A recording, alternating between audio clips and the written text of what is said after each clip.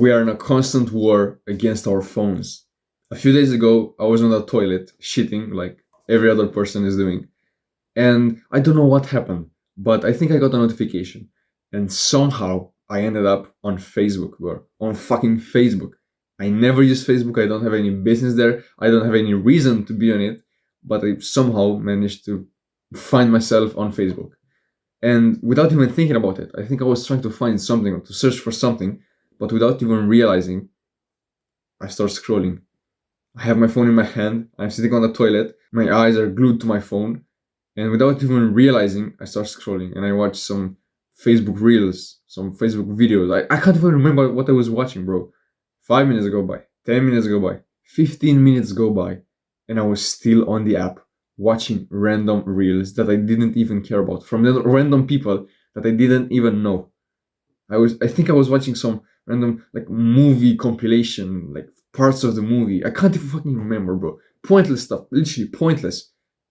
It wasn't helping me in any way, and I was still having my eyes glued to my phone. After 15 minutes, I realized, bro, what the fuck am I doing? I've been on the toilet for 15 minutes watching this bullshit for no reason. What am I doing with my life? I have been on self improvement for over 2 years now. Over 2 years of doing the good habits, of trying to regulate my dopamine levels, of trying to become better. And I'm still falling into the trap of these big companies. These big companies are so evil and they're so advanced and they have so much money to put into their, like, the smartest guys on this earth to create an app designed in the best, most scientifically way best possible so they could trick your brain into staying more in the app because they get more money if you're in the app. You can't buy their products, you can't watch their ads if you're not on the app, right? So it's worth it for them to destroy your dopamine levels, to give you shorts on every single app. Even Snapchat has shorts. Even Snapchat has like short form content to keep you on the app more and more. Why? So you could watch more ads. You could spend time. You could spend more time on the app. You could have a higher chance of spending your money on the app. They're making money while you're poor, and they are keeping you even more poor, even poorer. I can't even speak English. They don't even care about you, bro. How many times have you felt worthless and pointless while scrolling on Instagram or on TikTok? Every single time. They don't care about you. They say, oh, we're giving you funny content and the dopamine. But every single time you go on the app, you feel worse. Because you know, bro, deep down, you know that you wasted your time on the app. You didn't learn nothing new, and you were just frying your dopamine levels for what? For some pleasure, for some cheap pleasure that doesn't stick with you even after you close the app. It's not a good waste of your time, right? But in these 2 years of trying to escape these apps, I made a lot of progress. And there's one thing that has been consistent in helping me quitting like this addiction. Because bro, I used to be the type of guy that was on TikTok 12 hours, like 12 hours a day. 12 hours in one day, bro. I was waking up and I made it a habit to roll over and to grab my phone. This was a genuine habit that I had in the morning. And I wasn't like getting out of bed and getting my phone. No, it was right next to me. So I was never leaving my bed. And I was just like mindlessly scrolling, mouth breathing on my side in my bed like this for 1 or 2 hours. The first thing in the morning. On top of all this, I was also waking up late. So almost all of my day was gone. Like this, without even realizing. And after I would get out of bed, I wouldn't be productive because I would use all of my energy and all of my brain points on TikTok the first thing in the morning. So I would go and play video games. I would scroll on TikTok even more because that was easy. That was the most comfortable thing to do. How hard is it to move your thumb? You can literally do it right now. Do it with me. It's literally this simple to move your thumb. But how hard is it to do a workout? How hard is it to meditate? How hard is it to journal or to gratitude journal? How hard it is compared to this to work on your business? Working on a business requires a ton of effort. So, bro, I understand that you can't do anything with you can't play any sport, you can't socialize with people because socializing is fucking hard. It's super hard to socialize and to be a good human like being and to socialize good. But this, anyone can do it. I can do it with two hands, bro. Anyone can do it. Every single iPad kid, every single 2 year old can do this, and they can scroll on TikTok and Instagram. Are you better than a 2 year old, bro? I hope you like you're watching these types of videos. I know you are better than them. So trust me when I say I was one of the worst people that was like the most addicted. 12 hours on TikTok every single day and over 5 hours on video games. I was one of the worst people. I was never leaving the house. One time in summer, I went out with my family at the beach. They were all tanned before we went to the beach, and I was the only one that was white as paper. Literally, this white. This is how white I was. Like, look at this difference, bro. I was this white. I'm not even joking. I was literally like a piece of paper.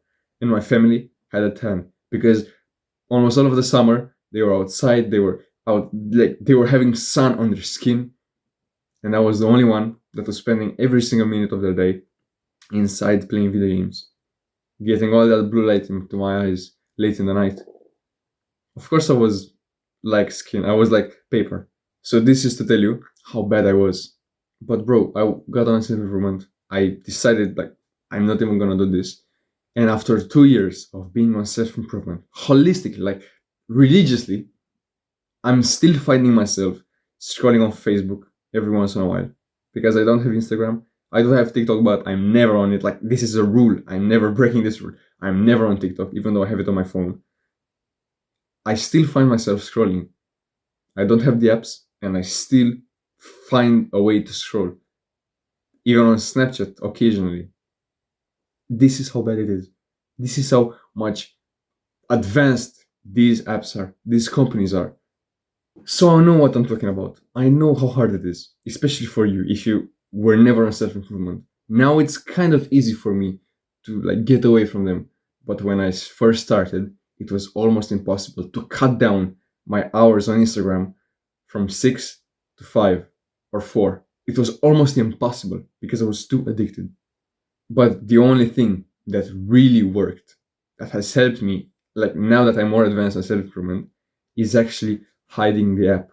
There's a setting on your phone. I don't know if it's on iPhone as well, but on Samsung, there's a setting to hide your apps, to have them on your phone, but to literally hide them, to never see them. Even if you search for it, you can't find it in your phone. I did this with Instagram because I used to have it and I used to scroll on it for like half an hour every 2 days because I just couldn't stop myself. I just would randomly open the app and scroll for a few seconds and close it and repeat. It was awful, but I did this. I hid the app away. It was hard to even search for it. I had to manually type every single letter. Then some random setting would show up with the app info. Then I would have to scroll down and I would have to find the button to open the app. It was a struggle to open it. My time went from 30 minutes a day. 30 minutes is not much, but it's still something. 30 minutes a day to 5 minutes every 3 days. That's a huge, huge increase with one simple change, one setting activated. One simple thing that took me literally 2 seconds to set up, and I saved over an hour a week, over 2 hours, even 3 hours. I can't do the math right now. Over 3 hours a week with this one simple change. And the way it works, I want you to imagine yourself on a diet. You're trying to cut down your calories, you're trying to lose weight, and you get home, and on the table, there is a beautiful, beautiful McChicken with a Big Mac, and there's a huge table full of junk food. Yeah, you could still be on a diet, but you just had to take a bite. It was right in front of you. Like, bro, this junk food is right in front of me. Like, how can I not take a bite? And you end up cheating on your meal again. Imagine that was happening every single day you would get home. Magically, a full menu from McDonald's would appear in your living room for you to see every single day you get home, or like in your kitchen every single day for you to see. You wouldn't be able to be on a diet. Even if you had 100 million points of discipline, you would still not be able to not eat the junk food. because it was right in front of you. Yeah, maybe one day you could use all of the willpower and not do it, but on the other days you would still take a bite because a bite wouldn't hurt, right? And the next few days you would eat a full burger because okay, bro, it's just a burger, bro. It's just a burger. I will eat it once and that's it. And after 2 weeks, you eat the full meal, and you're back up in weight again. That's the same with social media. Imagine every single time you open your app and you just try to find an app or to look for something, there is that bright pink like image of Instagram. There's that blend of colors from TikTok and Instagram and Reddit, and fucking Facebook if you're watching reels on Facebook. They're just the best trio, and they're there. And you look at them every single time you open your phone, which is over 200 times even on some individuals. You could have the best willpower, the best discipline in the world. Eventually, after opening it 5, 10, 15, 20 times, you will subconsciously open one of the apps and start scrolling without even thinking about it. But imagine now another scenario. You hide the apps away. It's hard for you to find them. When you open your phone, you're looking for that one thing. You don't have that trio taking away your attention. You can look at what you want to find in peace without them distracting you. That's how I managed to spend exactly 0 minutes on TikTok the past year because I hid it away. I decided, bro, fuck TikTok. This app is fucking evil. I'm not even gonna want to spend 1 second on it. And I didn't uninstall it. No. All I did was hide it. And I never went on it again. When I eventually, every 6 months, I want to specifically search for something on it. To search for like a TikTok song or like some random dance, maybe. I don't know. Maybe I want to search for something on TikTok, specifically TikTok, because YouTube is kind of ass for searching things. If I do it, I won't have to install the app again, log in, do all this shit. I can just go through the struggle of finding the app through the app list in settings and open like from the settings and just use willpower to click on the search icon and to like type my thing and search it. Waste 2 minutes maybe, not even waste if I really want to find it. Spend 2 minutes finding it, and I'm not even wasting 1 minute more. Because after I'm done with it, I close the app and I literally close it from like recent apps. So I can't open it again by accident easily, I would still have to find it in apps. And I've been able to quit TikTok and spend 0 minutes on it the past year. From the guy that was on TikTok 12 hours a day, bro, this is a huge, massive improvement.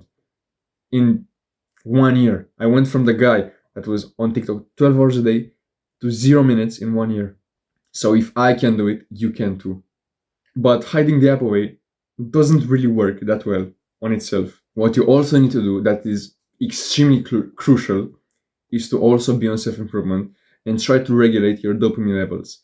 Because if I wasn't on self-improvement, if I wasn't trying to regulate my dopamine levels to try to be bored and try to get as much dopamine from delayed gratification activities, I would still seek the free dopamine, the instant dopamine from these apps. So yeah, they could still be hidden away, but I would specifically open my phone to scroll, which would defeat the whole purpose. You try to quit the apps, but no random barrier or no random app could keep you away from opening the app if you open the phone specifically to open TikTok and scroll. It could be hidden away after 100 different passwords. You would still find a way to access it. So you need to eliminate the desire to be on these apps in the first place. Hiding the app works because they eliminate the trigger. You don't see the bright red notification and you can't open the app. You won't open the app. But if you have the desire to open it from inside of you, this tip is fucking pointless. As I told you, you could have 100 passwords. It won't work. And I saved this tip till last like to the second part of the video, because I wanted you that's watching to know it. The random people that clicked off after the first 20 seconds are gonna be huge. You're part of the 5% that's watching this part of it. Bro, I know the analytics. I see the analytics. It's literally like this from the top, 100%, then slowly going down to fucking 2%. 2% of people are watching till the end. You're one of these people. That's why I'm telling you this tip. You can make 100 times more gains in a sense, in you not spending time on social media by being on self-improvement. Bro, do you think a guy in self-improvement that's meditating, working out every single day, gratitude journaling, and doing all these good habits will be likely to be on social media? Fuck no, bro. Why do you think these like social media apps are trying to silence guys like Andrew Tate, Hamza, and all these self-improvement guys that are telling you social media is bad, work on yourself, do all these good things? Because these apps lose money by keeping them on the app. Andrew Tate is banned on Instagram. Why? Because he tells young men to improve themselves and try to quit these habits. Yeah, the way he does it is a bit questionable. But why do you think they try to silence him? Because they are losing the company money. That's why they are trying to silence every single person that's speaking like this message out there. You don't understand how bad it is. Being on self-improvement is the best thing that I did for me, for my mental health, and for the future version of me. I wouldn't have been here if I wasn't on self-improvement, if I didn't discover self-improvement. Bro, I would have killed myself. That's how bad my depression was, my anxiety was. That's how anxious I was to leave the house. I wouldn't have been here. Self-improvement changed my life, and I wanted to change yours as well. I made a full guide on how to start self-improvement. It's on my channel. It's 1 hour long. You can search for fun self-improvement full guide. Look at it now. You want to quit these bad apps. These apps are trying to drain you for money. That they don't even fucking care about you. Self-improvement is the fastest and the most secure way. Because if you fix yourself from the inside, you will not need the external validation from these apps and from others. If you're okay on the inside, if you're okay with being yourself, I don't need the fucking Instagram likes. I don't need the TikTok validation. I don't need to watch 100 YouTube, like 100 TikTok videos for the dopamine. I can get dopamine from the sound of fire in my fireplace. How primal is that?